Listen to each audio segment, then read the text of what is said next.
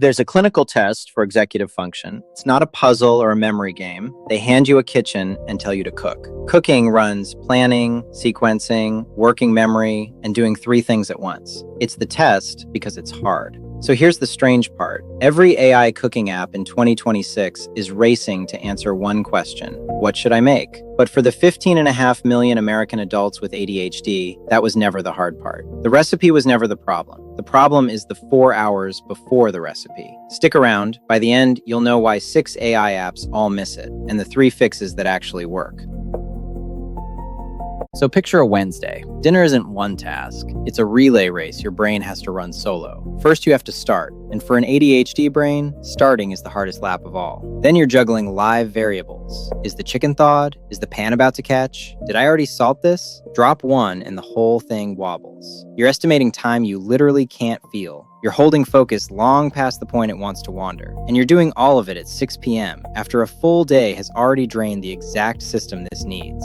Here's the stat that stopped me. For 35% of ADHD adults, that paralysis hits every single day. And the apps? They obsess over the recipe, the last 5%, and ignore the 95% that comes before it. Now the one nobody designs for: time blindness. The ADHD brain doesn't feel time passing between hard cues. So prep, 30 minutes, means nothing without an alarm. That marinade you set up, future you forgets it exists. And the dinner decision always arrives later than it feels. One field test caught the exact moment. The reminder that should fire at 3:30 in the afternoon instead pings at 5:47, when the night's already been lost to takeout. That's not a missing feature. That's the whole ball game.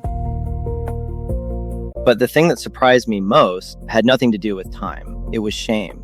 There's a well-documented ADHD pattern called rejection-sensitive dysphoria, and most meal planners trip it completely by accident. You open the app on Wednesday, Monday and Tuesday are sitting there, red, overdue, expired. To a neurotypical brain, that's just information. To an ADHD brain, it reads as, you failed. So you close the app, and you don't open it again. Think about that. Your meal planner, quietly telling you you're behind, it doesn't even mean to, is the thing that made you quit cooking. That's not decoration, that's retention. And in 2026, almost no app gets it right.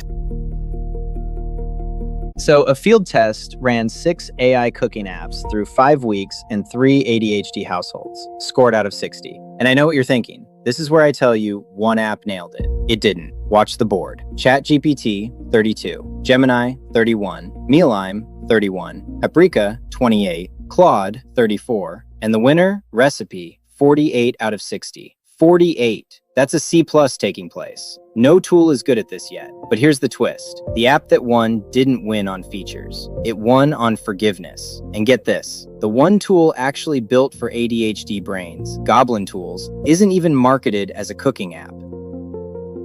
So forget the leaderboard. Here's what actually works, whatever app you use. 1. Run a persistent planner for memory and a chatbot for improvising when the fridge doesn't match the plan. Neither survives alone. 2. Keep 3 to 5 zero-decision meals always on hand. Cereal, frozen, whatever, so you never have to generate a choice at your lowest point. 3. One planned dinner a week is a win. Not 7, 1. And the rule that ties it together. Any app that punishes you for missing a day is the wrong app.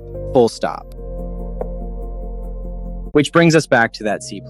Recipy came closest, and I'll be honest about why and where it still falls short. It won on 3 choices. It never resets the week, so a missed Tuesday just repoints forward instead of starting over. Its Tonight view collapses the whole week into one meal and one button, and it logs what you actually cooked instead of striking out what you didn't. And look, Recipy runs on AI too. The difference is it's grounded in real, tested recipes. And when a recipe's AI generated, it says so. Other apps just run on your phone. Recipy runs the kitchen. It holds the state so your working memory doesn't have to. But it's a C+, not an A. No phone-level thaw reminders yet. No medication window planning. The onboarding's still too long. Closest isn't the same as solved.